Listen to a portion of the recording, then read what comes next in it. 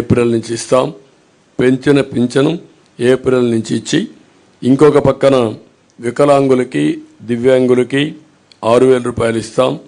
వైకల్పానికి పూర్తిగా అంటే 2 కాళ్ళు చేతులు లేకుండా అవస్థపడే వాళ్ళకి 15,000 రూపాయలు ఇస్తాం. కిడ్నీ తలసేమియా వంటి దీర్ఘ వ్యాధులు ఉండే వాళ్ళకి 10,000 రూపాయలు పింఛన్ ఇస్తున్నాం. ఇది కాకుండా 2 సెంట్లు ఇంటి జాగా గ్రామీణ పట్టణ ప్రాంతాల్లో గ్రామాల్లో 3 సెంట్లు ఇస్తాం.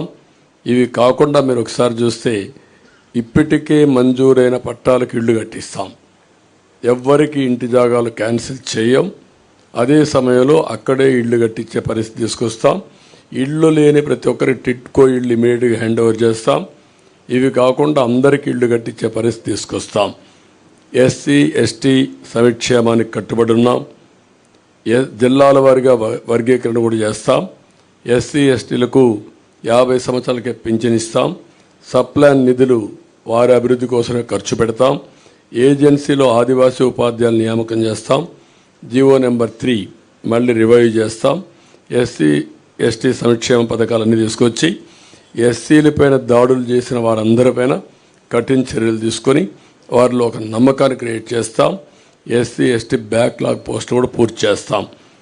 ముస్లిం మైనారిటీ సంక్షేమ